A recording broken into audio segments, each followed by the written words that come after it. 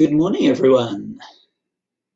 Welcome back to Bodhi Tree Buddhism Community for our second class in this series, Calm and Insight, Study and Meditation. My name's Matt Osborne. I'm based here in Taiwan, for those of you who are new.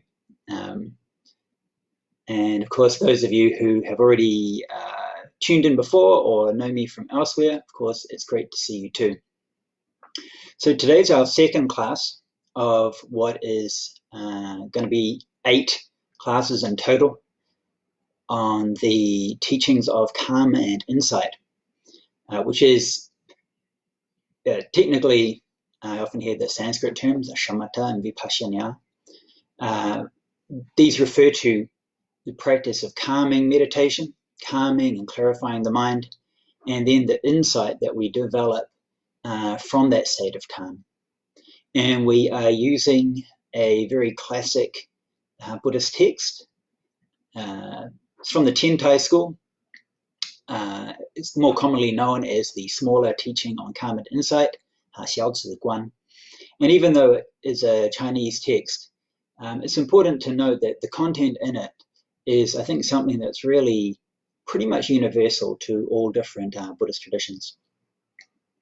So welcome back, and today we're going to get into a very important topic, which is talking about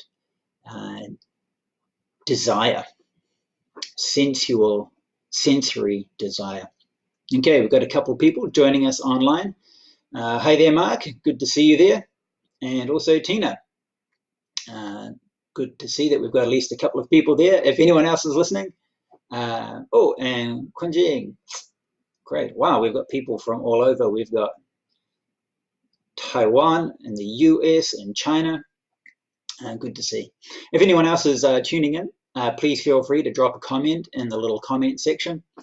Last week I was kind of like typing responses. I don't know why. See a typed message and write a typed response. But I'll just be doing like, I'll just be replying on the video here rather than typing. It just helps me keep a little bit more focused. Now, as you can see, we've got a slightly different location today. It's actually the same place, just a different room. Hopefully it's a little bit more pleasant. And of course, we've still got this lovely tanka in the background here. It's a tanka of Shakyamuni Buddha. I know some people might think that this is typically a Tibetan style, might call it in general Buddhist art or Buddhist iconography, this kind of form. It's got tanka, so it's got like it's like a wooden board at the top, and at the bottom it rolls down and it's on a piece of cloth and material. But this actually itself comes from Wutaishan in China. Okay, we've also got Margot there. Okay, good to see you too. Glad you can join us. Okay, so as I said, today we are going to continue on with chapter 2. Now, I think when I went live in the little description there was a link to our file that we're using, our online file, but I'll just drop it in the comment section again, just in case you missed it. Okay, and Terry Martinez is joining us there also from the Philippines. And I believe that Terry is doing a watching session with her group there, meditation group in the Philippines. And we've also got Mika too. Okay, good morning. And I'm not even going to try to pronounce what you've written. I'm assuming that is also saying good morning. Okay, so Mika's also joining us for Taiwan here. Okay, so I just sent you the link there for chapter 2. And we're going to get into that in just a little second. And I would just like to say once again that this file comes from the Kalavinka site. So I sent you the link just to the file itself. But if you just take that URL and you just go back to the basic kalavinka.org, you'll find a very, very wonderful little site. This is set up by Venerable Hangso Dharma Mitra. He's an American monk, senior elder in the Chinese Buddhist tradition, originally based with the City of 10,000 Buddhist tradition. His master is Master Xuan Hua, who's the great 20th century Chinese Chan master, and not only Master Hua and Venerable Dharma Mitra here, but their whole community have done huge amounts of huge amount of work in bringing Chinese Buddhism to the West. And one of the important ways is through these translations. And so these are really great translations that are all available online, just these great PDF files that you can freely download there. But if you'd like to, you can also get those books from Amazon. And I'd encourage you, if you can, yeah, do so. They're not expensive at all, unlike a lot of Dharma books. Venerable Dharma Mitra does his own publishing. And if you do that, a little bit of that at least will go to support a senior elder monk who really has devoted his life to translation. That's all he does. He meditates and he translates one meal a day. Very, very simple lifestyle. And we need more of these quality translations. Okay, so if you've got then that link, let's now go and have a look then at chapter 2. And as we did last week, we're going to spend, first of all, a bit of time reading the text, studying the text. That's what the course is called, right? So calm and insight, study and meditation.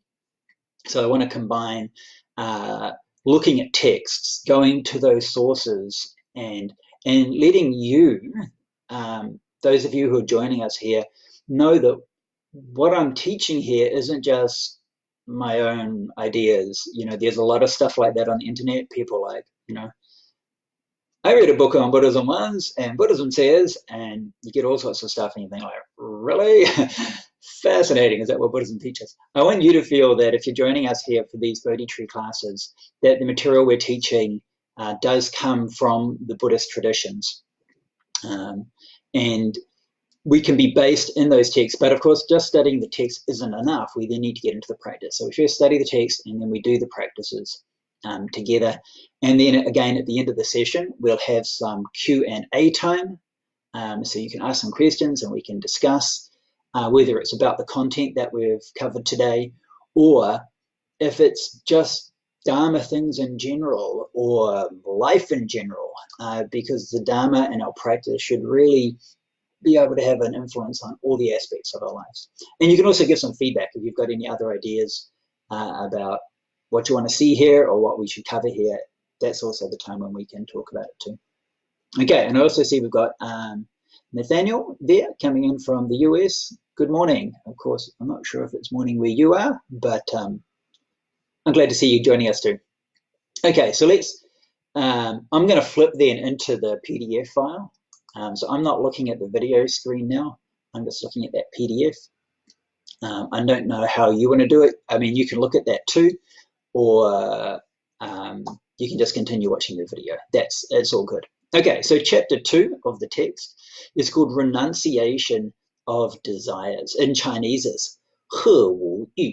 So strictly speaking, it's the renunciation or the rejection of the 5 desires. Now, just even before we jump right into this, the very first line here makes a very important distinction that I think often needs to be clarified when Buddhist teachings talk about desire. So if we read that very first line there, okay, so quote, as for what is meant by, quote, renunciation of desires, end quote, this refers to the 5 objects of sensual desire. Okay. Now, I like to point out the fact that it's sensual desire, kamachanda. And why is that important to point out? Because I think, you know, like a lot of this material, we're expressing it through the English language. We're translating it. We're trying to understand it in this English language, which is a language which is very new to Buddhism. And so all these terms, they have other connotations. When we hear the English word desire, we already have like concepts of what that means. And the word desire is a very broad term. It can refer to lots of things. And what you'll often hear is people will sort of point out what may superficially appear to be something that's a bit of a contradiction. They might say, well, just a second. So Buddhist practice, you're practicing Buddhism in order to, we might say, achieve liberation, or in order to attain awakening, or in order to, even if we say, in order to be a better person. surely these are desires, right? You desire to attain enlightenment. It's something that you want. So we kind of associate the idea of desire with something like want, and then just with something, anything that we have an intention towards. And then that appears, at least superficially, to be a bit of a contradiction, right? We might say, but then, Buddhists, you say you want to achieve awakening, but then you say all this wanting, all this desiring is the obstacle. Oh, what a contradiction. Buddhism, so ridiculous. Superficially, we might think that, but if we really get into it, 99% of the time that Buddhist texts and teachings refer to desire, they are referring to what we might call sensory desire. And we can see that clearly as we go through this chapter.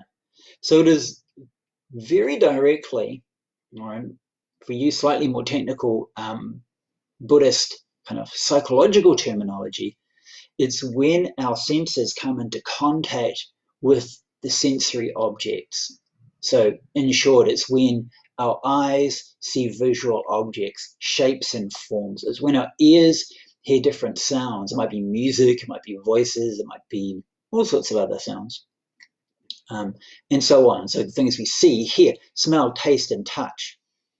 Now, in Buddhist psychological terminology, in the Buddhist model of how the mind works, what happens is when we come into contact with these objects, and when I say when we come, I mean we're always in contact with them, unless we are like fast asleep.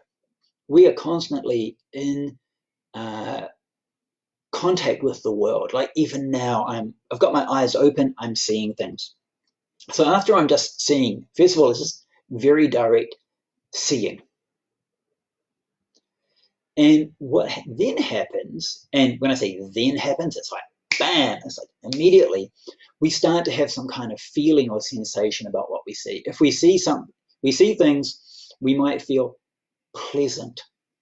So for example, classic example, if we take visual senses, seeing something pleasant, one of the biggest examples is people to whom we are physically attracted.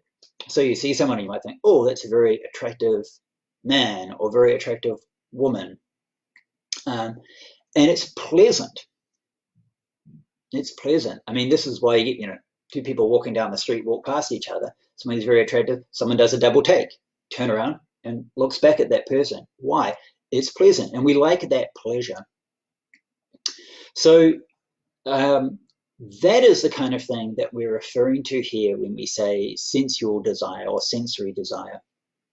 It's not for other goals that might be more abstract. So you just say, I want to be rich. That actually wouldn't come into the category of sensory desire for our 5 external organs, for our eyes, ears, nose, tongue, and body. Of course, it might start to construct an image in the mind, so with the mental organ. And the idea would be, if somebody was thinking in that way, they might have this idea of, oh, when I'm rich, if I was a millionaire or a billionaire, we've got all these little fantasies going on. We kind of live in that little fantasy. But again, if we're living in that fantasy in a way such that it's like, it's pleasant, I just sit there and like dream about what that would be like, yeah, we're still doing that same thing. It's pleasure that comes from that sensory contact between, in that case, it's the mental organ and these images in the mind. Now, that's quite different, to just get back to my original point about when Buddhism talks about desire being an obstruction versus something such as the wish or the intention to attain awakening. Now, that's quite a different kind of category. And in Buddhist terminology, there are distinctly different terms for these things.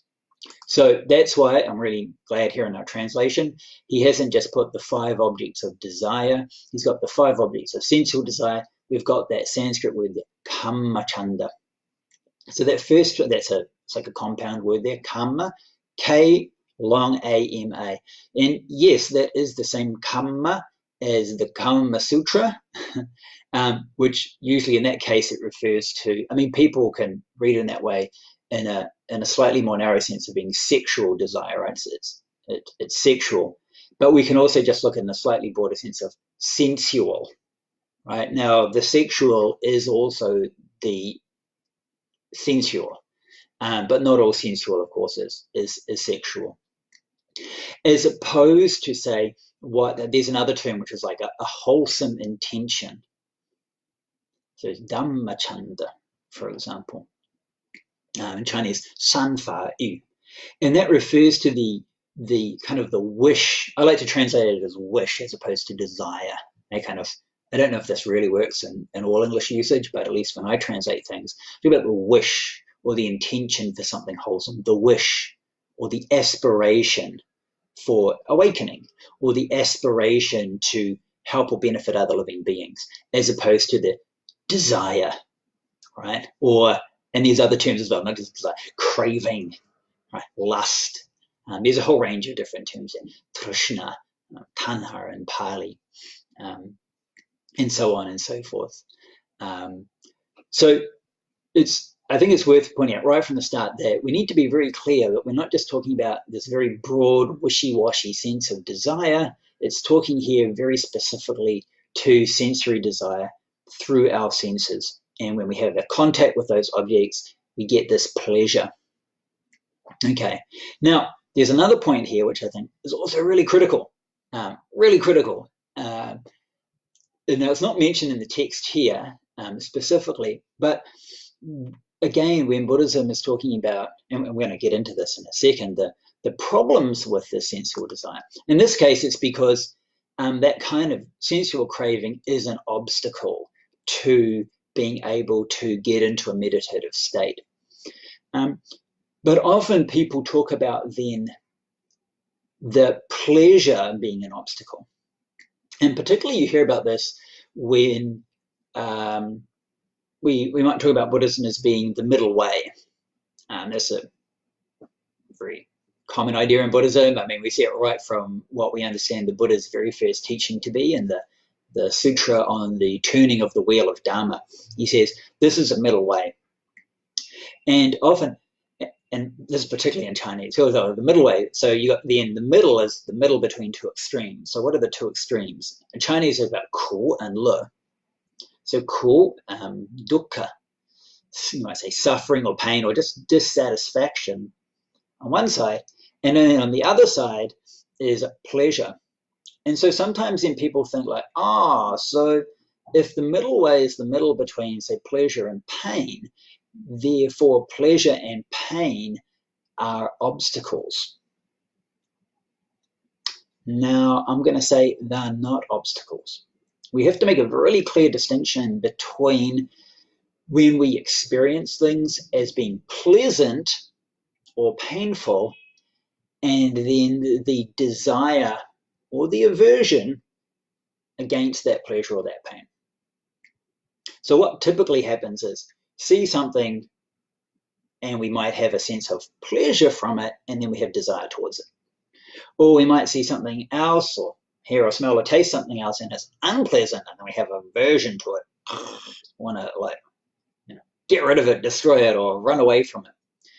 Now, for most people, just because our minds are not really clear, to be honest, the time, or kind of like the time frame between the pleasure and the desire, or the pain and the aversion, is like so fast. Our minds are like so finely tuned. Pleasure, get it.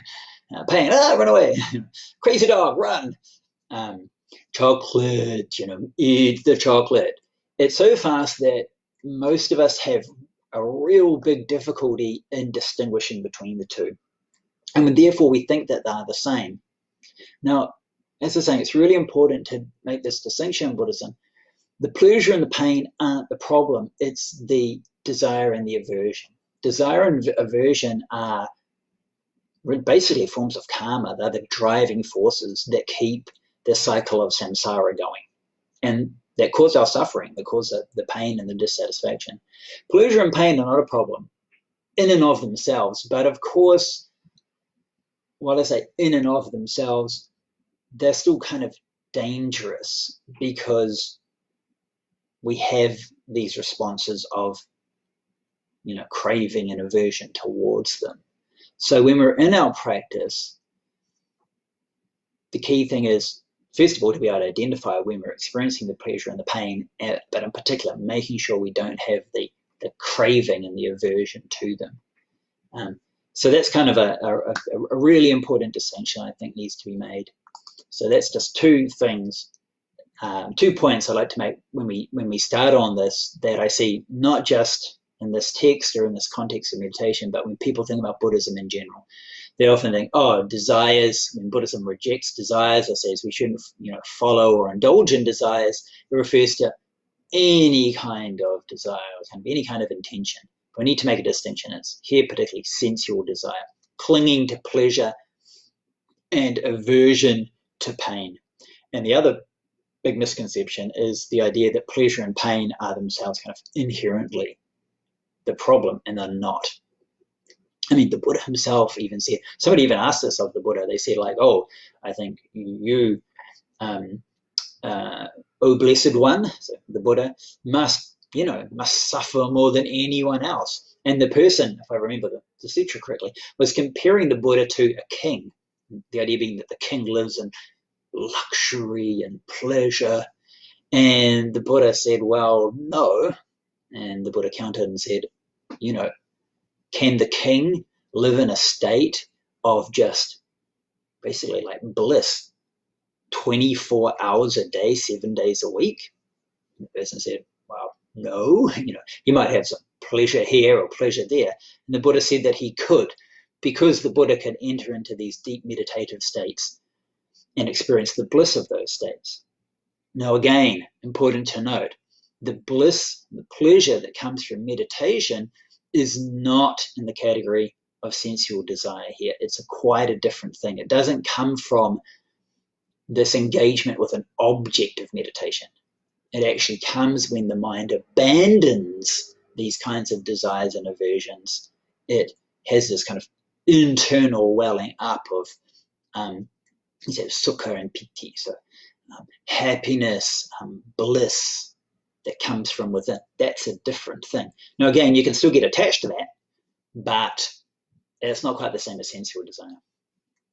Okay, a few misconceptions out of the way, I hope. If you've got any thoughts on that, or if you're not clear, you want some clarification, put a message in down the bottom there, and I'll try to maybe clarify. So let's just continue with this first paragraph here. So as for what is meant by renunciation of desires, this refers to the 5 objects of sensual desire. When one wishes to cultivate calming and insight while sitting in dhyana meditation, it is absolutely essential to renounce them. The 5 desires are the forms, sounds, smells, tastes, and touchables encountered in the world. Well, strictly speaking, it's not the objects themselves that are the desires, right? But the desires are towards or with respect to the visual objects, visual forms, sounds, smells, tastes, and touchables refers to things that we contact through our physical body. They are ever able to deceive and delude all ordinary people, causing them to develop fond attachment. Yeah, sure. That sounds like us. If one is able to become deeply aware of the negative consequences of desires, one will not become involved with them. This is what is meant by renouncing desire.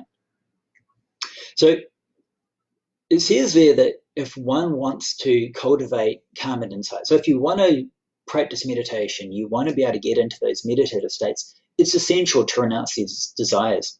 And we can see that like if you go and read Buddhist texts, particularly like not just early texts, early to mid-period Buddhist texts, when it starts to talk about meditation, so dhyana and entering into a state of dhyana, or sorry, I should say like descriptions of somebody meditating and entering into desire, almost always right at the very start, it's this term we see all the time. It says, having abandoned the 5 sensual desires and having abandoned the 5 hindrances, the meditator, and then it starts to talk about the states and kind of what it's like to be meditation. So it says they develop applied thought and sustained thought. They develop happiness and bliss and one-pointedness of mind. So we can talk about this later. These are what are called the anga, the limbs of meditation. So they are the kinds of qualities that meditative states have. So you get your mind, your thought is applied to an object and it's sustained there. It's not just like temporary. You apply it and you hold it there. You've got to really have that deep concentration. And then from that, you get this internal happiness or bliss that comes up, and you maintain this one-pointedness of mind. It's kind of the classic definition of meditation, samadhi or dhyana, one-pointedness of mind.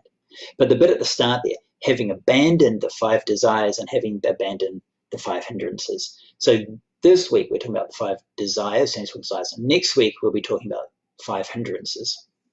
Okay. Now, how do you do that? This is a big thing. You're often going to hear in temples, like this is sort of in English, people say, let go, let it go, don't be attached. In Chinese, you hear all the time, 放下, 放下, which is literally like put down, put it down. So when people get upset about something or they, got literally like hang-ups, you're hung up on something. Your mind is like hung up on something. It might be something that happened to you at work today. It might be something that's like stuck in your mind since childhood or who knows. And we've got to put it down. But when you tell someone to just like put it down, let it go, I mean, sure, almost anyone practicing Buddhism knows, yeah, I know I'm supposed to do that. Like the question is like, how? Just telling somebody to put it down doesn't really help them. It doesn't tell us how to do it. So I think, it's often the kind of statement that it's a bit, in Chinese, it's a koutouchan. It's just like a kind of like this, it's a nice catchy slogan that you can throw out as a Buddhist, particularly tell other people, right? You need to let go. Me, however, we're just so blind to our own hang-ups. But the critical question is how do you do that? And so the text here does provide us with a key point of how to do it. And it really is important. If one is able to become deeply aware of the negative consequences of desires, one will not become involved with them. So this is where right view comes in. So in Buddhist practice, right view. First of all, we've got to understand the relationship between these kinds of desires and what the results of those kinds of desires are. So this is knowing.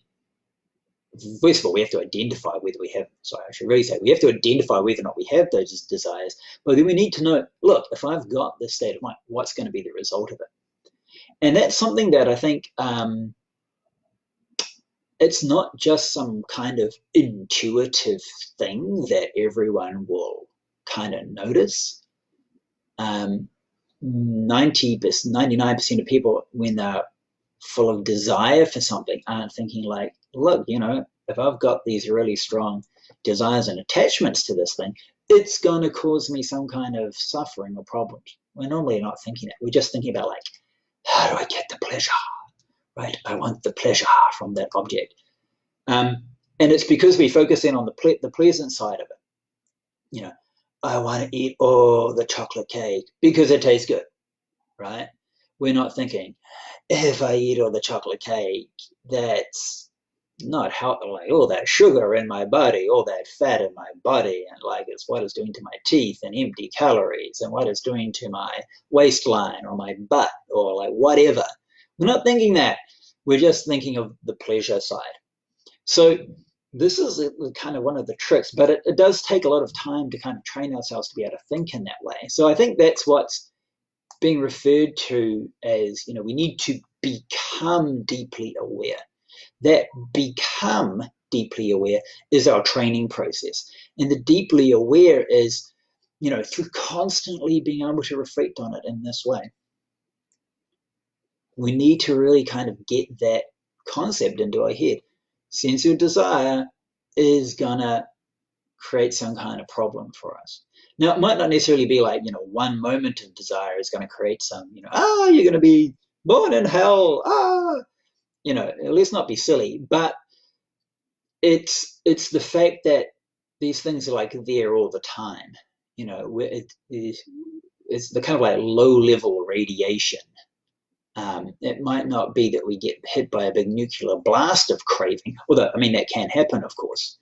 But it's the fact, if there are certain things that we just constantly got that desire, it becomes a really deep-seated, deep-rooted kind of attachment and problem.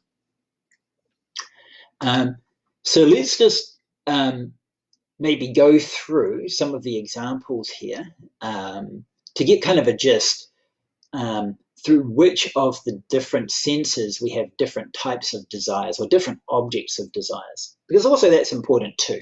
And I think a lot of Buddhist teachings and practice helps us do this. It helps us kind of break things down and analyze it, rather than just saying like, all desires are going to create suffering. It's like, well, yeah, okay, if I accept that kind of premise, but then we need to make the next step and kind of break it down, because different people will kind of differ in the terms of what kinds of things they have desires for.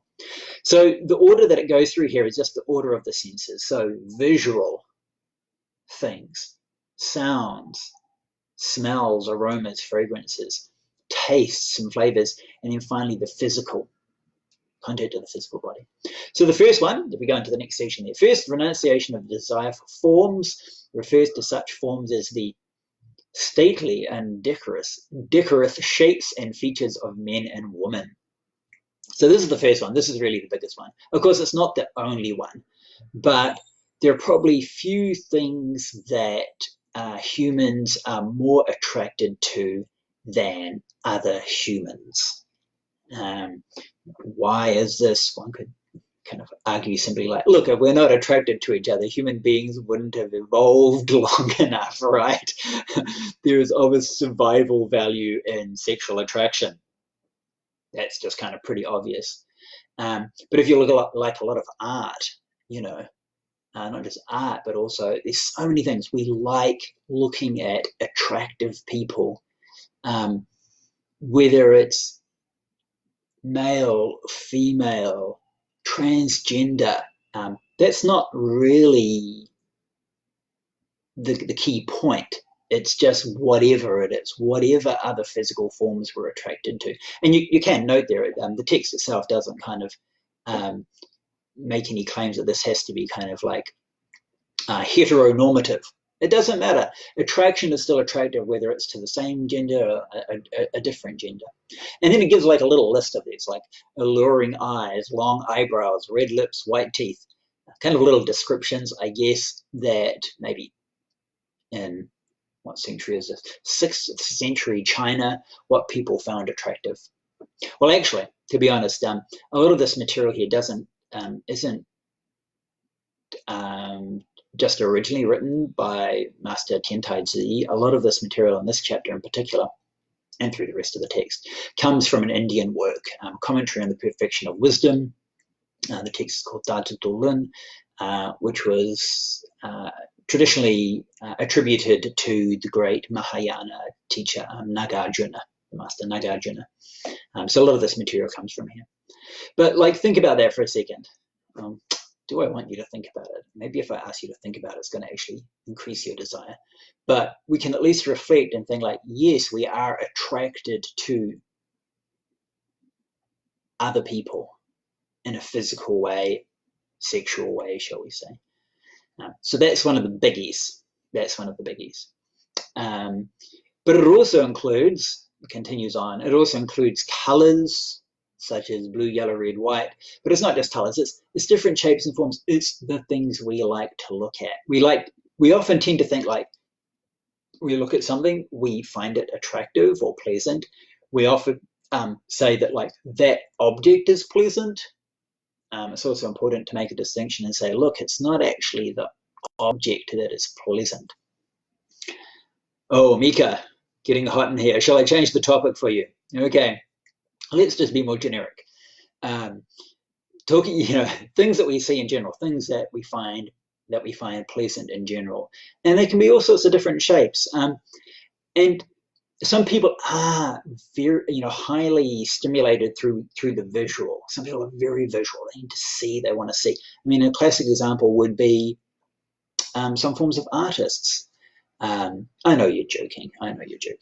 The visual. Some people, that is really the main sensory channel through which they have these desires. So think about that. Like, maybe reflect. Like, am I someone that is very highly visually stimulated? Then if I know that about myself, that can actually then help me in the future to just be more aware of what I'm looking at. Okay, so that's one type. But there's more, of course. The second type, so we'll go to the next one, sounds. The renunciation for the desire of sounds. And it gives the first bunch of examples are mainly musical sounds. Musical sounds from harps, zithers, flutes, strings, bamboo, metal, or stone, and so on and so forth. And also human voices. Again, I think we can probably say for like evolutionary reasons, our ears are like tuned to the frequencies and the kinds of sounds that other human voices make. I mean, the simplest example would simply be when we're, babies, the sound that most gets us is sound of our mother's voice. And even probably when you're, even when you're no longer a baby, apart from maybe when you're a teenager, your mother's voice telling you something probably hits us in a way that's quite different from other things. Now, that's not necessarily a desire for it. You might not necessarily find your mother scolding you attractive, but the point is like our ears are tuned for human voices. And also, I think probably a lot of other musical instruments are kind of in those ranges or frequencies. Certain sounds we can't hear. We're not like dogs, super high pitch or super low pitch, like, I don't know, like whales or something. Some, 5 hertz sound under the waves. But the fact is that, music, why do we create music? It's pleasant. It's pleasant. When I was a monk, apart from, of course, Buddhist music, I didn't really listen to what we might call just kind of regular secular music at all. But before I was a monk, I love music. Anyone, I don't know, there might be someone who's known me back when I was a uni student. I spent far, far, far too much time listening to music. I love music, and I know a lot of people really love music. But to give an example of how like this kind of desire can be an obstacle for meditation, how often have you sat down to try to meditate and you've got a song stuck in your head and your head is just playing that song over and over again? Now, sometimes, of course, that's not necessarily a pleasant song, like a song that you like. It might just be some cheesy song you heard on the radio or something. But the fact is that those sounds, sometimes those cheesy songs are designed to be kind of catchy. They're designed to stick in your head, right? The music industry knows how to do that. And so they just kind of, they get stuck in our head and they repeat themselves. And while our mind is there, yes, literally every time, totally. You sometimes see that. It's like kind of funny, a bit of an aside. In meditation, everyone's very serious, meditating and whatever. And sometimes you'll see someone and they might be sitting like tapping their finger or something, or like tapping their toes on that person is not meditating. Their head is like back in their CD collection or something, their head is on Spotify. And so again, it's an example of the more we engage with those, the more we develop those kinds of attachments to them. And at first, we want to hear them, we want to actually hear music. But after a while, it will just internalize, and our minds can then play it back. If we recollect hearing a song, it's the same as if we recollect seeing an attractive object. It's actually the same areas of our minds as stimulators as if we were actually hearing or actually seeing. And that includes the desire, the pleasure, and also the desire that comes with it. And when we're doing these things, we're not meditating. We're just over there in kind of happy music land, right? It is going to be an obstacle. Okay. The third example, fragrances. So now this is kind of interesting. I think in general, humans, when it comes to like our day-to-day interactions with things, I think humans heavily rely on the visual and the auditory. We make signs that are written signs. Look, for example, at how we've designed the internet or how we've designed computers. They only function through two senses, really, right? The visual things that we see, and read and look at pictures, and sounds. Nowadays, of course, phones have a bit of a haptic feedback, but it's really just kind of like a bzz. It's not like it's giving you like a little finger massage or something. So these are then the primary ways in which humans communicate with each other. But fragrances is really kind of interesting because apparently I read somewhere or heard somewhere that actually fragrances and smells are even more powerful in evoking memories, smelling things, and having different smells and bringing back these kinds of experiences. And then we might think, but then we don't use it for human communication. I think probably on a very kind of primitive level, and like if people in like close contact space, probably smells are very important. And so there's this idea of like pheromones or something, like the smells that humans have that people also use when it comes to like sexual attraction, and people, I don't know, finding, how does the theory go? It's something like, I don't really know how it works, but I think a lot of times it probably works on kind of a bit of an unconscious level.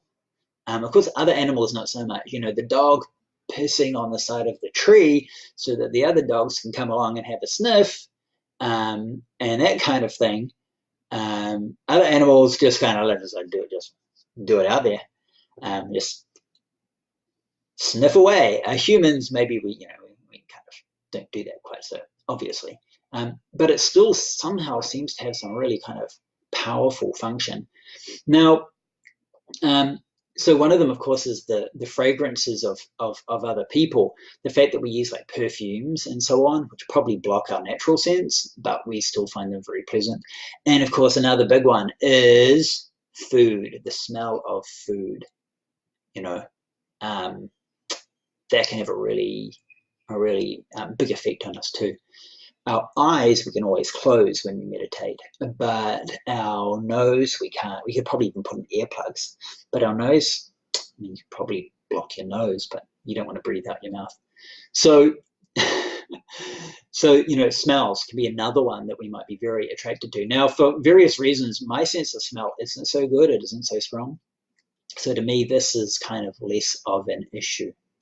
The fourth one is flavors and tastes, and usually smells and flavors and tastes are closely connected, partly because when we eat things, a lot of times we think it's like the flavors and the taste, but actually they're the smells. The tastes are, what are they? I mean, the text itself here is bitterness, sourness, sweetness, pungency, saltiness, and mildness. So apparently, like on our tongue, there's different areas that like, there's like kind of a bit of our tongue, is it the tip of the tongue that's like tastes sweetness, and then other bits that taste like saltiness, and what are the other ones? I can't even think of what they are, to be honest. The actual taste themselves are fairly basic. All the richness of like other, like this, taste of fresh fruit or something like that. Actually, a lot of them are the smells, but when we put something in our mouth, it also comes up here as well. So these two are like often really closely connected to each other. When we smell something, we might think, that smells delicious. So we're actually smelling, but we're associating it with taste of what we're going to eat. So this can be like another example. And again, probably for evolutionary reasons, pleasant tasting objects have a very powerful effect on us. Unfortunately, of course, we have a lot of attraction to sweet things. But now the fact that we can like refine sugars is probably a bad thing, because now we can kind of like overdo it. It's very unhealthy. But our ability to smell and taste things and reject them as being like, this is something that I can eat or consume, and this is something that's just like, they smell like rotten things, for example. We reject it. We've evolved to know that like, if I eat this, it's going to be dangerous for me. So this can be another form of sensory desire and craving. The fifth one is another big one.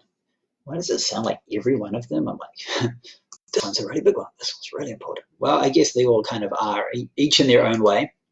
So the last one is touchables, and this refers to like our body as a tactile organ. Now, it's not just tactile in that sense. Usually in Buddhist terms, the body as an object in this way also includes not just like, something's touching us. It might be like hard or striking, or it might be soft, like a nice massage.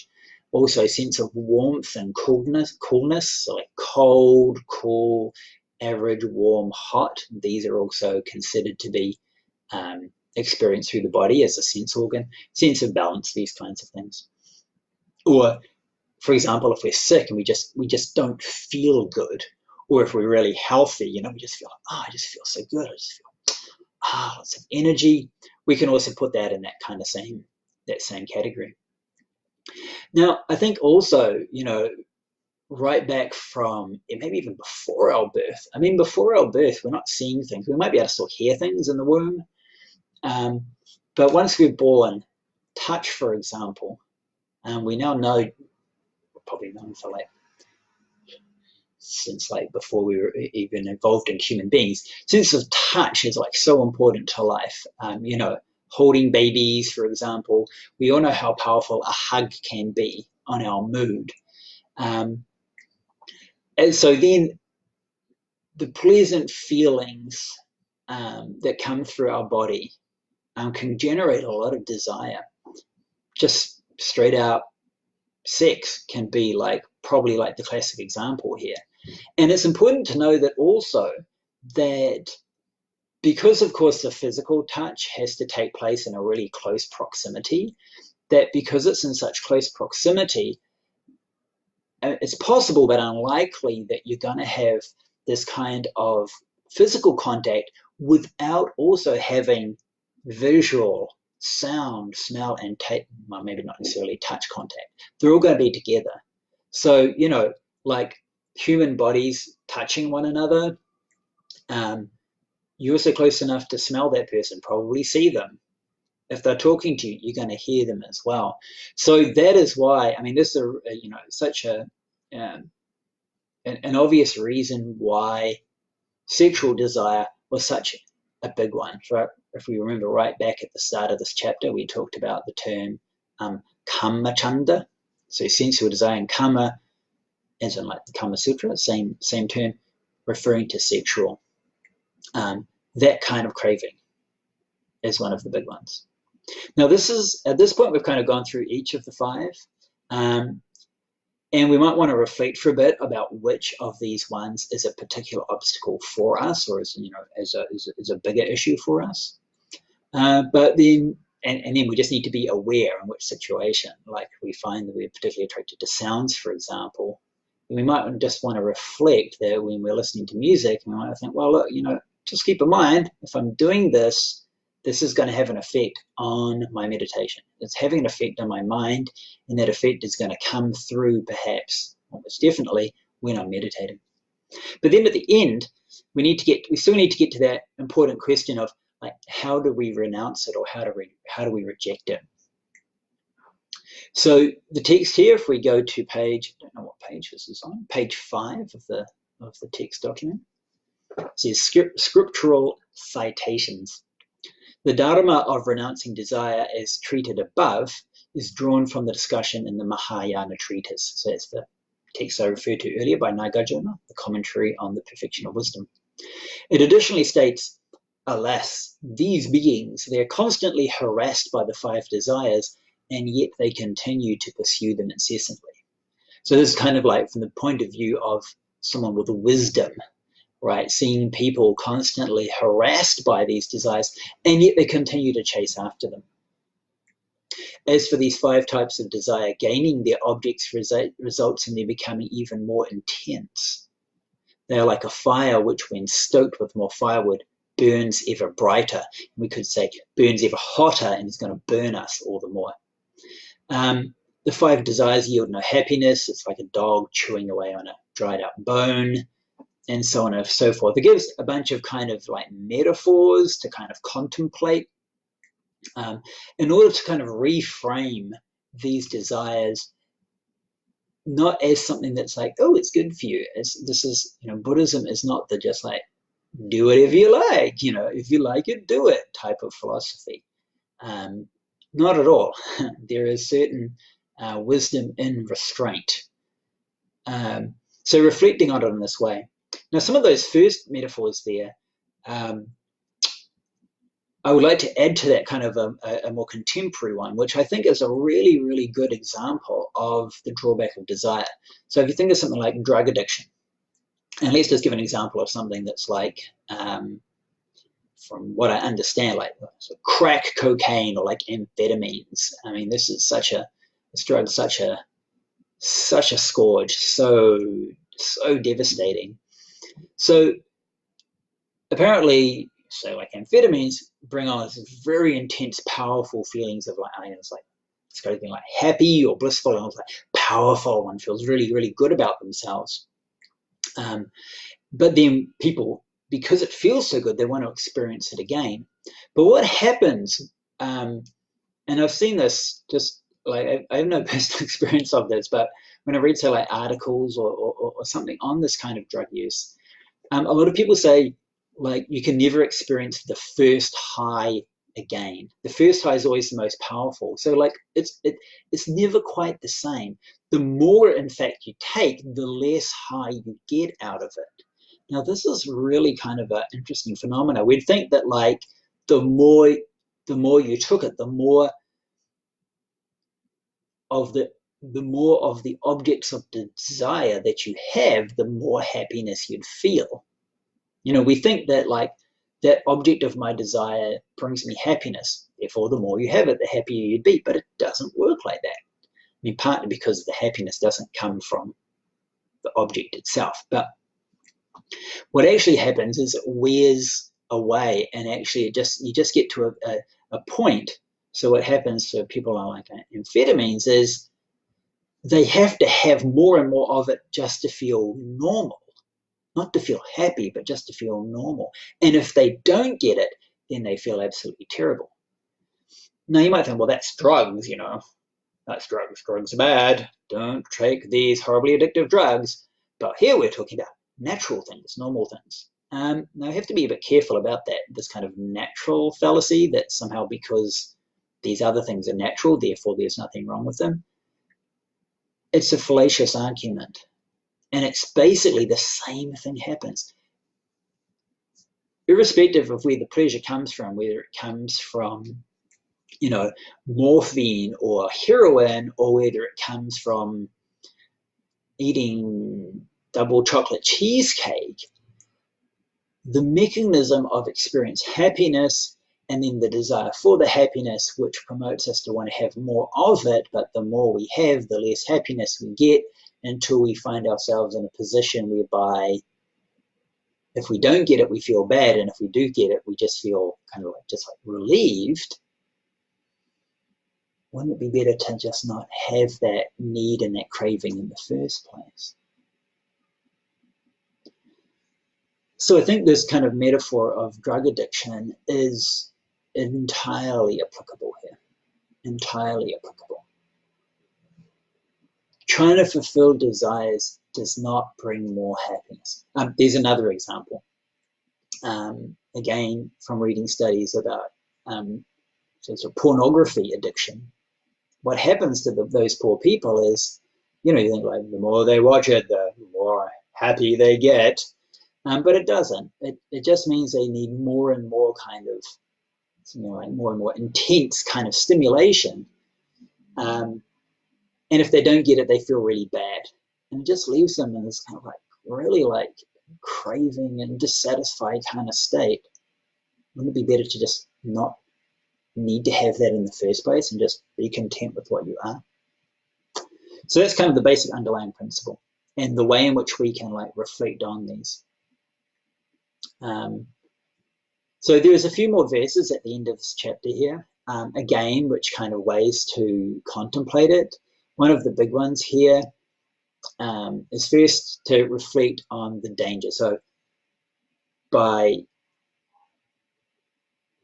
indulging in these cravings, it just perpetuates our suffering, basically. It just perpetuates samsara.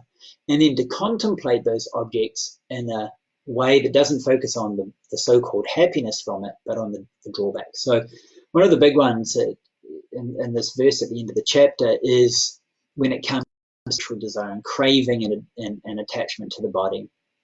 And talking about the body not as like, oh, it's so pretty and so handsome and attractive, but think of the other side. So the unwashed body, non-showered, non-cleaned, smelly and dirty, with snot coming out your nose and gunk coming out your ears and all sorts of things out your mouth and unbrushed teeth, let alone what's in your armpits or coming out of your nether regions. Those are not clean things, kids. And so reflecting on them in that way makes us reframe the body, not as the body as this desirable object that we have attachment for. We're just like, yeah, look, it's not this like beautiful, wonderful thing. It's also got these drawbacks to it as well. And as you said, practice is something that we've got to reprogram ourselves. A lot of practice is rinse and repeat, rinse and repeat, rinse and repeat. Slowly changing the way in which we view things, which will then change the way in which we respond to things and the way in which we react, in order to stop this chasing after these objects and to reach a state of contentment.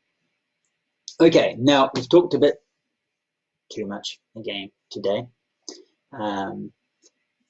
Let's very quickly do a few stretches, and then we're going to sit down and do a meditation. It's going to just be more of a reflection on what we've covered today in the kind of the study time and the talk time, and then we'll do a bit of Q&A at the end. Okay, so just a couple of minutes of stretches. Now again, to do this, I need to move this camera, so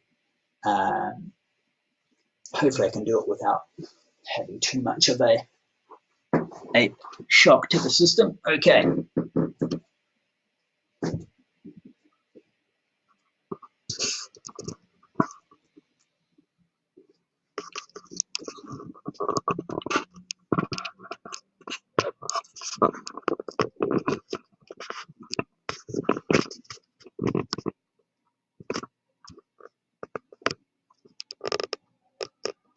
Okay, I think that should be about right. So a new location, so I just need to readjust everything and make sure everything's in the right place. Okay, so just some really basic stretches. I'm going to start again. The key joints, ankles, knees, hips, and then stretch open the other body. So first of all, we can start with the ball of the foot on the ground, rolling the foot, stretching the ankles, loosening up the ankles, and back the other way.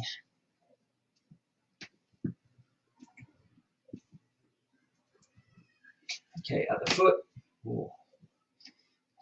Ankles are crackling away there. Okay, back the other way. Now, I hope you've remembered to wear loose pants again today. You don't want to wear things that are too constrictive around your knees and hips. Okay, we're going to do the knees, so hands on the knees, and we can do little circles with the knees. Okay, don't go too extreme on this because your knees aren't designed to go sideways. It's just a way of loosening them up and back the other way. Okay, so you can see this new location. We go to tatami floor, it's a bit more comfy. And then we can just squat down, those popping knees, stretching the backs of the legs. Okay, just loosen up the knees. It'll make sitting more comfy in a moment. Okay, standing up, feet shoulder width apart, hands on the hips, just around the hips. Okay.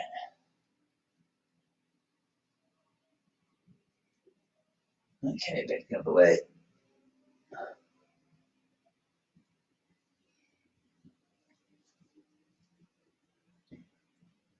Okay, shift the legs. Okay, and then for the upper body, now my ceiling is very low here. I'm going to go a little to the side. Okay, hands in front of the chest, stretching up, and then open up the chest, big breath in, and then we can come down, breathing out, legs straight, hands down to the ground if you can. Switching the base of the legs and expanding the spine. Back up, breathing in. Open up the chest. Okay, this will make your sitting much more comfy. We often slouch and constrict the chest. Down, breathing out. And by kind of constricting the chest, and it reduces the breathing, and by reducing the breathing, it actually brings up kind of like an anxiety response. Changes the CO2 and the O2 levels in the blood and shortens the breath, which kind of is like if we have like anxiety or a panic attack, it just feels very uncomfortable, but we don't even notice it just because we're sitting badly. So that's why we're going to open up the chest so we can breathe properly. Okay, and the last one up. Okay, we're just going to be very, very simple today. In a week or two, or it might even be next week, we're going to be doing a much bigger look into the body and stretches. Okay, so if you want to grab your cushion and sit down with me. Okay, and again, we'll also be talking then about proper meditation posture. So I know we're kind of doing meditation and sitting, but I'm not giving any instruction on it. So don't worry, that will come in good time. We've still got some preliminary things to begin with. Okay, so just make sure, critical points, for most of you, you'll want to have your buttocks a little bit raised so you can use a little cushion like I am here. Probably you don't want to have a really hard floor because your knees or your feet on the hard floor can be quite uncomfortable. I've got a tatami, so this is much more nice for me. Yeah, we're going to be talking about all this I think it's next week. And then make sure you're not too constricted. Like if you've got a tight belt, just loosen it up, just relax, right? Your body's got to be relaxed. Now try to have your lower back up straight so you're not hunched forward. So you're up straight. And I've got my little bell here. What we're going to do is we're just going to reflect on what we've talked about today. So basically, the renunciation of desires. So I want to just go through, and we're going to just go through each of those sensory objects in turn and reflect on the things, so the visual things that we're attracted to, that we have desires for, the sounds that we're attracted to.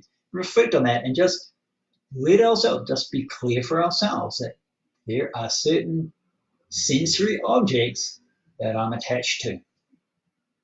So that when we engage in those, we can just be very honest and clear. Yeah, this is something that I crave and I desire. That's the first critical step, is to even identify this. Okay. So just make sure you're sitting comfortably there. You can take whatever meditation posture works for you. I'm just going to hit this, and then it's going to be just another short little session. I'll be giving a little pointer throughout. So just to remind you for each of the senses as we go through, okay? So I'm going to keep my glasses on too. If you've got your glasses on, take them off. You should also watches and things, take them off, put them on the side. You don't want things in your pockets. I'm going to keep them on because then I can see the time. Otherwise, I don't know what time it is. Okay, so sitting up, nice big breath in. Breathing out, relax, make sure you're comfy, and let's just do a little short contemplation for today.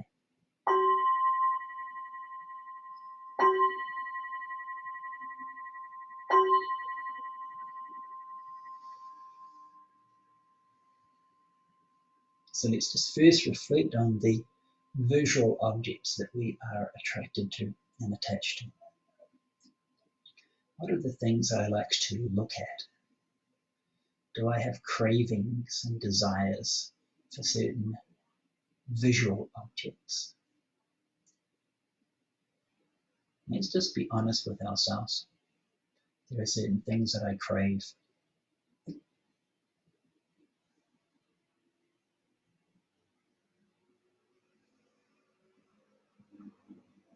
as we think about these objects that we crave, also recognize that that craving is an attachment.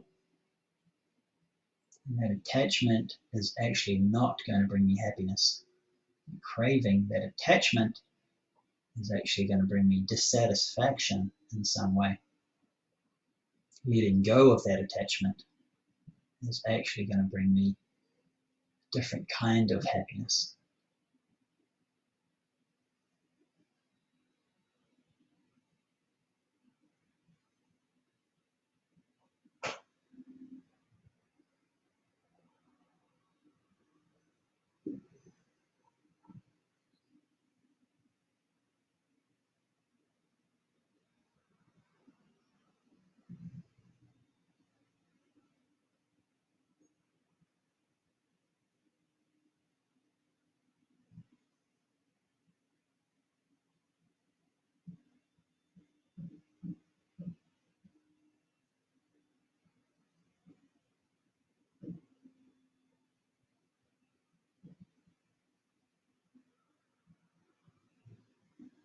So what visual objects am I attracted to? Recognize those as a form of attachment or craving. Recognize that that attachment or craving is an obstacle. It's not going to bring me happiness. It's going to actually prevent me from achieving happiness.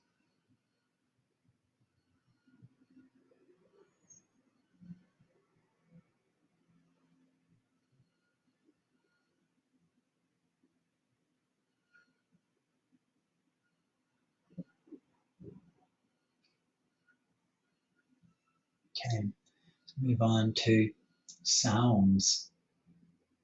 What sounds am I attracted to or attached to? The different sounds that I have craving or attachment for.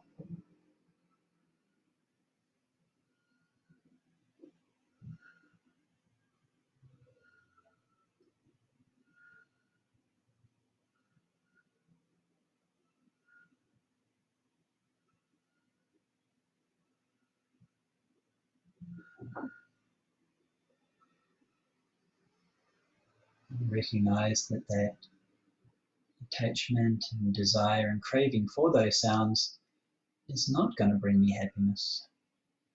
It's going to bring me dissatisfaction if I can't get them. It's going to be an attachment. It's going to prevent me from being able to cultivate meditation and develop wisdom.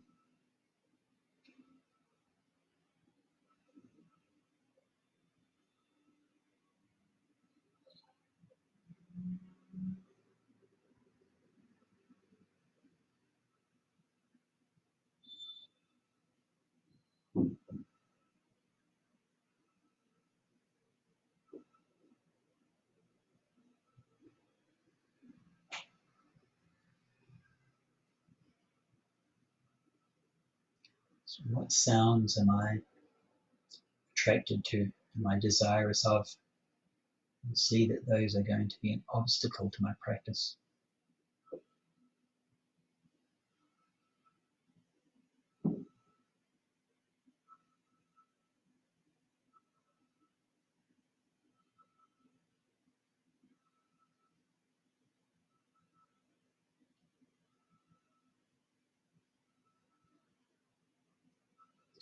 Let's move into the next one.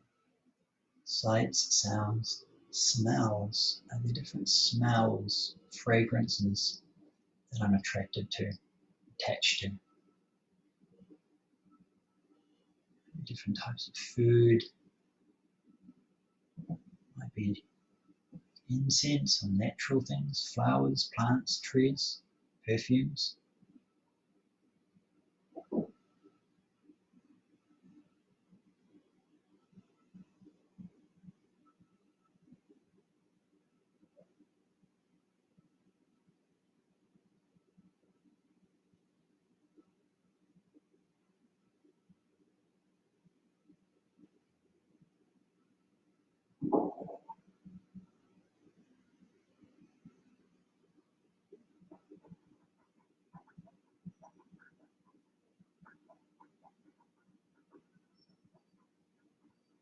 reflect that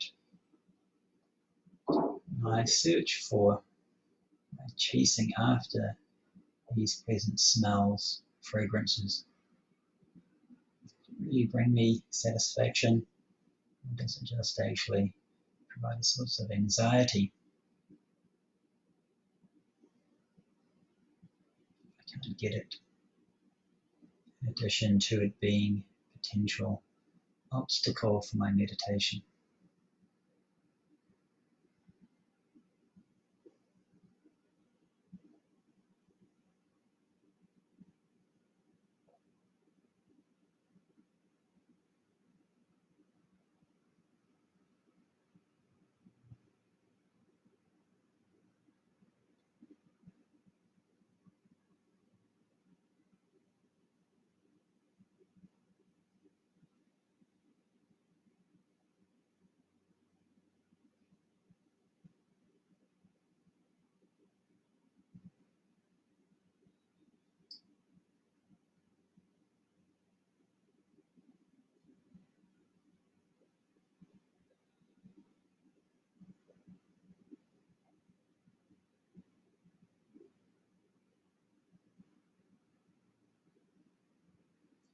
In our fourth type of sensual craving or desire, that of tastes and flavors. Most of us have certain things we like to eat, to savor that taste or that flavor.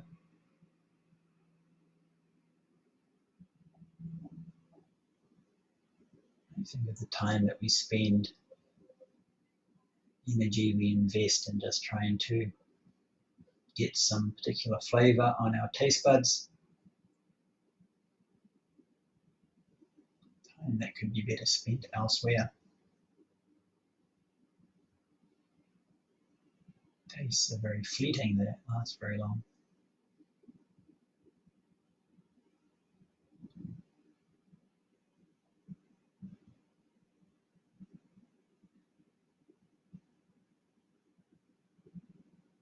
In particular, if we've ever meditated, been meditating while daydreaming of food, we can also see in particular how that is actually an obstruction. The body doesn't need those flavors or tastes. It needs healthy food, but it doesn't necessarily need to have those particular tastes or flavors. It doesn't need to indulge itself in that way.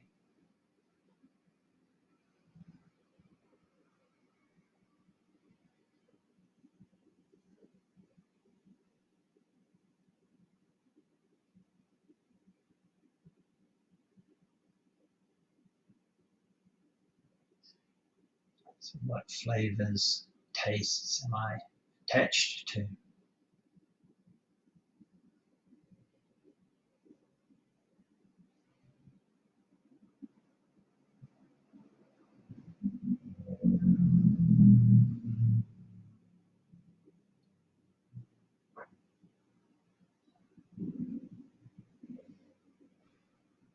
And last of all, reflect on physical sensations and feelings.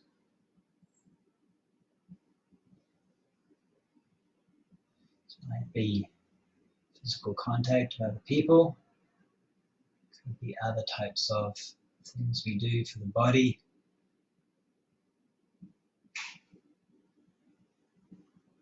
Exercise, of course, is healthy, that's not the problem, but we're just doing it for like a post-workout feeling,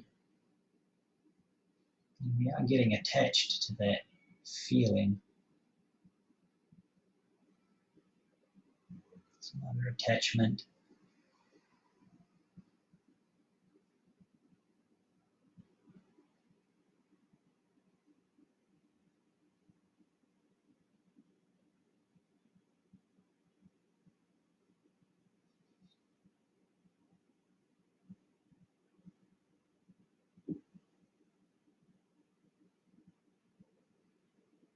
You might spend a lot of time and energy trying to get those particular bodily sensations. Again, time, effort, and energy that could be better spent working on our inner potential, making ourselves better people, rather than just indulging the body.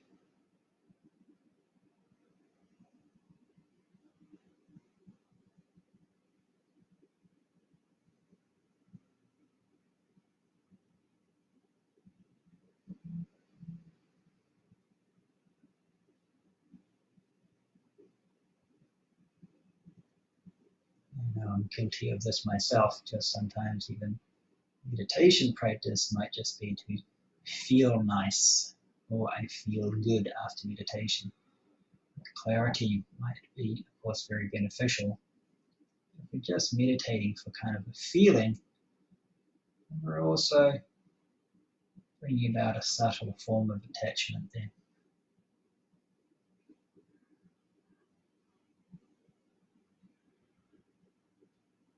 As opposed to working on purifying the mind and actually freeing ourselves from the real root causes of our problems. Okay,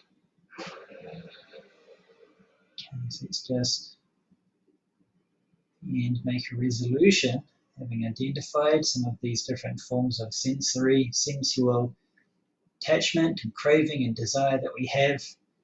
We're going to resolve to be more aware of them, more aware of our cravings and desires, and also take steps to see that they're not all they're cracked up to be. We need to take steps at trying to reduce and ultimately eliminate altogether these types of craving if we wish to progress in our meditative practice and really work on inner development. Let's take a nice big breath in. Breathe out. Stretch the body left and right. It's always useful meditation to not just stretch before we sit, but also forward and back. But also kind of slowly move from calm sitting back to an active state. You don't want to jump up off your meditative seat too quickly. Stretching up, kind of slowly in and slowly out.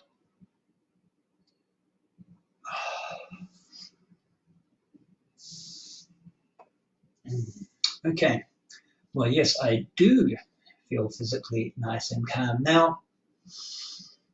And again, even when you do this, even when we finish a meditation, it's really quite important to note that, like, oh, okay, even if you meditate and you have some amazingly powerful experience, you have visions of the Buddha, your body is full of light and you're blissful and you're floating above the universe, and you come out of your meditation, remind yourself, okay, I had that experience, it was impermanent.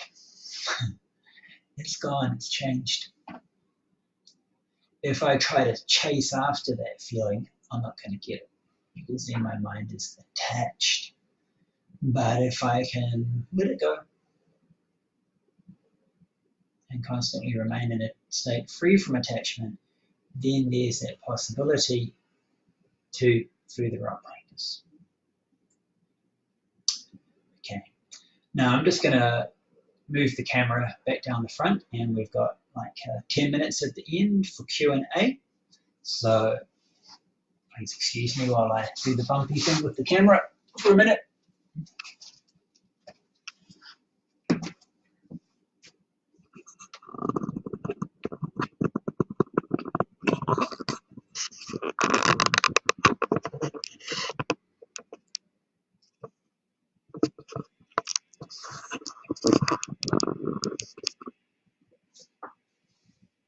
Okay, I hope that's got it. Now, just to let you know, I am slowly working on this technology. I'm on the fast end of the learning curve. with all this kind of online stuff.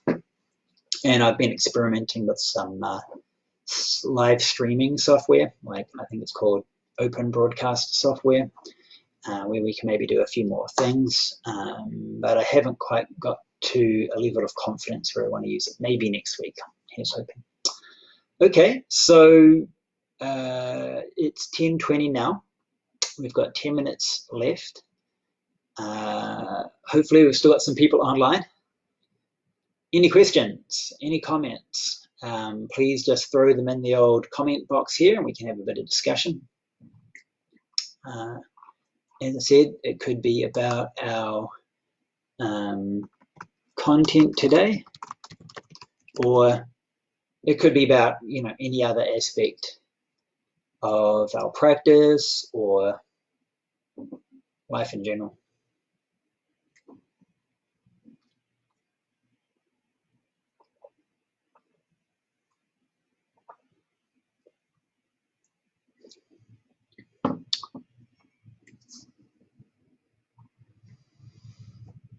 Or have you all already entered into a state of freedom from attachment? You've gone into meditation and you haven't come out. If so, good for you. Maybe it's better to just stay there rather than Q&A time. Okay. So, okay, we've got no questions so far. I'll just maybe say a few things. And if somebody wants to jump in, just jump in. So the kinds of comments in the text that we're looking at, do keep in mind, as I said last week, that we've got some questions popping up here. There might be a bit of delay between you typing it and coming out on my side. Oh, probably is actually, because I don't know how long. It's at least 10 seconds. It might even be like 30 seconds between my recording and then you getting it on the other side. So first question is from Mika, sorry.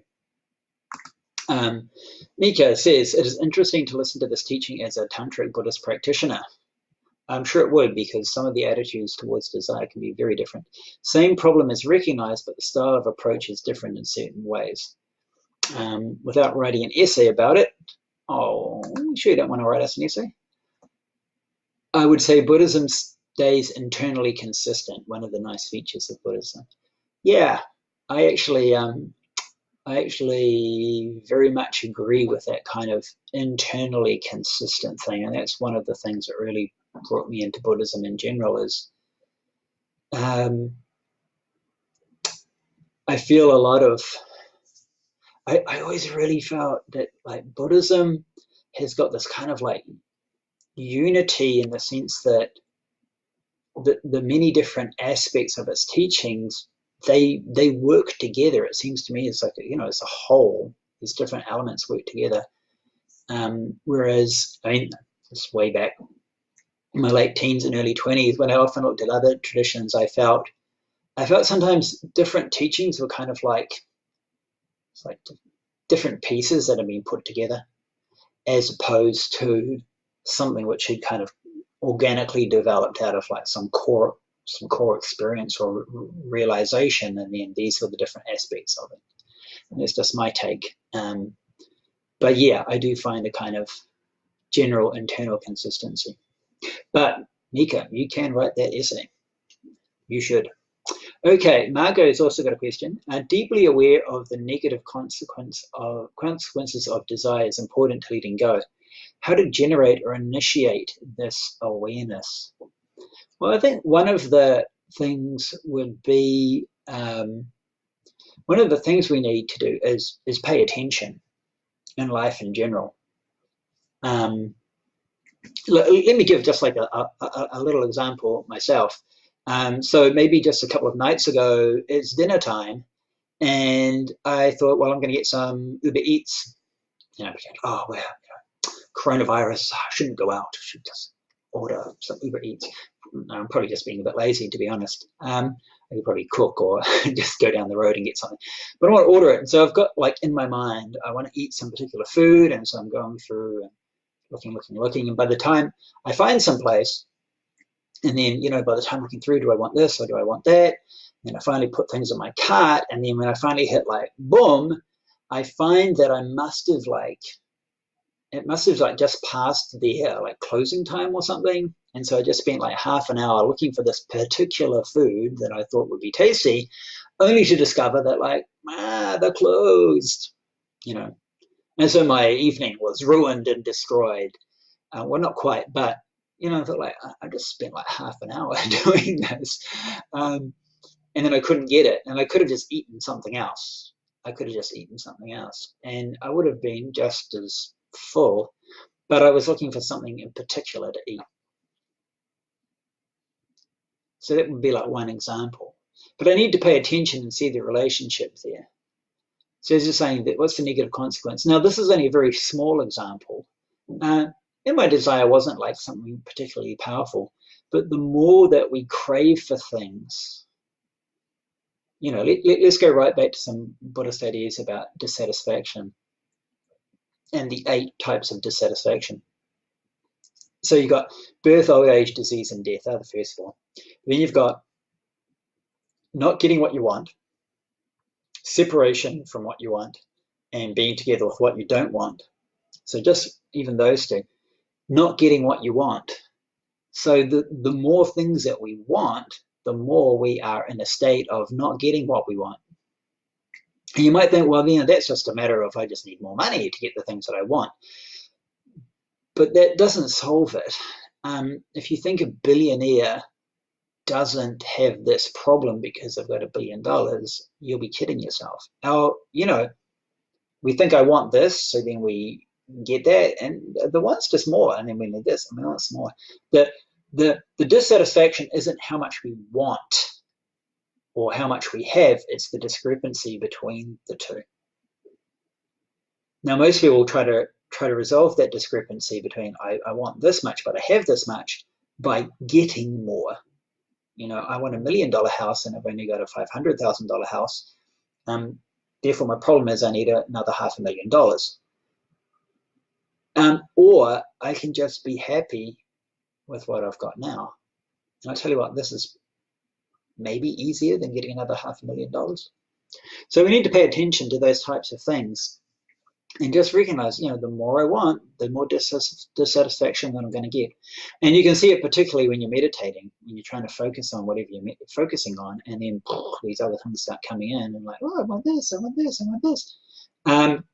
It's just a distraction. Like if I didn't have all those thoughts coming up in my mind, I would be quite happily meditating right here, right now. I'd be just very happy chappy. And it's those desires that are stopping me from it. And you need to kind of like do it in that way, because only then you can see the desires that we ourselves have, rather than like the text that we're looking at is just very generic, right? It's just like, oh, there's all these 7 desires, okay, they're all problems. But like, I don't necessarily have all of those. I need to see what I have. So we need to pay attention. Okay, so Margot, I hope that maybe provides some answer to that question. The next one from Sean. How to think about the negative consequence of attracting the ones you love. So like the negative consequence of being attracted to the ones that you love. Well, to be honest, it would be the same principle. In this case, I think there is a distinction to be made. You know, our family members, our loved ones, and so forth. That relationship has got, you know, and I'm going to just be straight out in Buddhist terms. There are certain parts of it that are kinds of clinging, wanting to control the other person, and so on and so forth, is often part of those relationships. But there's also very much a very wholesome element in there as well. We genuinely do want them to be happy. We genuinely do want them to be safe. So looking at that, you know, on one side you've got the wholesome elements, and in Buddhist terms we're talking about, say, loving kindness, compassion, joy, sympathetic joy, and equanimity. In addition to the genuine love and care for the people, we also need that last one, which is equanimity. We also need to know that there are certain things that are going to happen to them and myself and everyone that are actually out of my control, and I need to be able to accept that. And by accepting means I need to be able to accept, if that happens, that it doesn't destroy me emotionally. But there are also some other sides of it as well, right? There might be a physical side as well. Sure, well, you can reflect, on your own situation of like, does that cause you a problem? If there are, there are desires or needs between, say, two people and then they're not being met on one side, does that cause stress and dissatisfaction? It very well might do. So how are you going to work out a solution to that? But in all these cases and in all Buddhist practice, always start from the biggest problem first. Always start from the biggest problem first. And that may not be with respect to your loved ones. Okay. And last one, we get another question on a comment from Mika. Short version. Certain tantric teach. This is the short version of the essay. Huh? Okay. Certain tantric teachings emphasize appreciation of sense experience as a method. However, one still practices letting go of attraction, aversion, and indifference. And the first thing is to learn to let it go. I don't know enough about Tantra to kind of make any particularly intelligent comment on that. But again, maybe it's related to the idea that sensory contact and interaction isn't the problem in Buddhism. Even back in the Buddhist time, somebody misinterpreted the Buddha as sort of saying that, oh, well, then if these being attracted to things you see and hear and smell and taste is the problem, wouldn't the best solution be to not see anything and not hear and not smell and not taste anything? And the Buddha said, well, would that be the case? Would then a blind, deaf person be happy? He said, no. The problem isn't seeing or hearing or smelling or tasting or touching. And the problem also isn't even having pleasure from those things, or pain for that matter. The problem is in how you respond to it. And so I've heard somewhere, and I might be wrong with Tantra, often it's used of like, you deliberately bring in the pleasant sensation or object in order to see how your mind's going to respond to it, because it's at that moment that then you can see how you react. And then you can do something about it and retrain yourself not to be attached to those objects. But that can be, you have to be quite skillful to do that. If you're unable to do that and you're just constantly bringing in the pleasant object, and then you just follow through with the desire, that's not gonna help at all. Then we're actually just exacerbating the problem. So it certainly needs a certain amount of skill there. And again, and not just for desires, but also for like self-view, bring in certain objects in order to then, in a controlled way, in order to see how is my self-view with relation to this thing. Do I cling to it as a self or whatever? And we can watch that process, watch the process whereby our cravings or aversions arise, watch that process whereby our self-view arises. And we kind of do it in like a controlled environment. Right, okay, rather than just like the usual craziness of daily life and or objects coming and cravings and this just one after another out of control. But like, okay, keep everything like a lab setting, keep everything nice and calm and clean, and push away everything else. And then I'm going to bring up an object and see how I react to it. Okay, I can watch that process. Okay, put it down. Bring up my object again, watch and see how the process happens, and then I can learn kind of like in this little controlled environment how that response and process works, which I can then bring it back as well. Okay, we've got another comment here from Elena. My mum, who's watching here. Okay, nice to see. We've got the family watching. Wants to know what to do about experiences that are sensory and distracting, but seemingly wholesome. In her example, gardening can lead to a meditative-like state. Oh, don't get me started on gardening. Have you noticed that since this kind of lockdown isolation period, a lot of people want to do like indoor hydroponic gardening and stuff like that? Yeah, I've been doing that for a while now. Okay, anyway. Now, in this case, gardening, I'd say, Well, there are certain elements in it that might have a kind of sensory thing. You know, a gardener, when you look at some lovely healthy plants that you've grown compared to the plants in the corner that are all like dying of some horrible disease and you don't know what they're dying of. Um, oh, pleasure, I like this. Pain, I don't like that. You might have sense of self-worth. Oh, I'm a terrible gardener. So yeah, all those things can possibly be in there. But it can also lead to a meditative-like state. So in this case, I'd say like gardening is a bit different from a lot of other type sensory happiness. If maybe we can expand from gardening to just like say nature, or like going out for going out to the beach.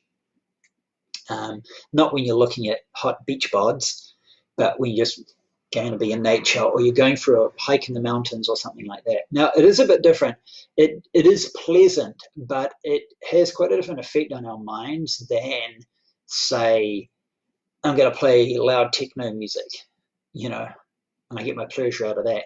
One, like, really agitates the mind, gets the mind very excited. The other one is very calming. So in that case, I'd say it's definitely a better example than just kind of other direct forms of sensory stimulation, like overindulgence in food or that kind of thing. And I think that's what you're referring, but that calmness that comes with it is maybe a bit like what you see, like the meditative state, but it's kind of meditative-like, and it is based on the senses. And ultimately, what we're going to be trying to do is go beyond the senses. So there's different levels that we have to let go of in Buddhism. So called the three realms: from the sensory world, which is the things we see and hear and smell and taste and touch, with this pleasure and pain and so forth, is the first realm. Then we get the form realm, which is like a higher, more subtle form, and then the formless realm. Now, strictly speaking, Buddhist terms, you need to work up through those. And if it was for monastics, it was going to be you just got to drop all that kind of sensory attachment. But for lay people, I'd say no. Let's just take things slowly, one step at a time, no rush. So yeah, I mean, if you can use that gardening meditation in order to let go of other forms of sensory attachment, rather than say just watching TV or something, binge watching Netflix. I'm guessing your mum's like also in California at the moment, and you're probably on stay-at-home mode at the moment. I'm not sure what your exact situation is down there in South California, but yeah, that would be better than just say binge watching TV. Maybe you can take some time to garden for a bit, for an hour or two, and then you can just sit down in your garden and leave your garden and just do some meditation without paying attention to the garden as well. Just slowly take it up to another level. Okay, well, that's a good question, actually. Kind of a more subtle. It's sensory, but it's kind of a better quality than just sort of direct bombarding the senses with objects of pleasure. You've been doing a lot of gardening. Good for you. It's a good time to be doing gardening. I've been doing some too. I've got to go and I've got a new batch of lettuces for my little hydroponic unit to do today. Something else I've got to do. Okay, now thanks everyone. Thanks for your questions. We're up to 1:38. Now, luckily, we didn't go offline today. This new location has another advantage, that is the Wi-Fi link's a little bit stronger. As I said, I might try a slightly different method next week by using this open source, open broadcasting software. And if I really get off my butt, I might buy a better camera than this one, because this is very old, and maybe get a little microphone or something like that. Just kind of improve the quality. And maybe I can have two cameras going and I can cut between cameras rather than the shaky camera moving thing. Okay. In the meantime, stay good, look after each other, support one another, keep in contact with your friends and family, and because this coronavirus is it's still raging out there. Some countries have been able to bring it back under, not totally out of control, but we are still a long way from seeing the end to this. And so I'm really glad that you can join us all online. It's good to see you all. Take care and share with your friends. This video is going to be up afterwards, so you'll be able to watch it again later. Next week, we're going to be into chapter 3, which is on, where is it, where's the chapter? Elimination of the hindrances, so the qi wu gai. So we're going to be talking about some other hindrances to our meditation. And slowly bring in more, so we're going to slowly have more and more actual like meditation time while we're here. Okay, Kunjing, Tina, glad you can join us too. Take care, and I'll see you later. Bye-bye.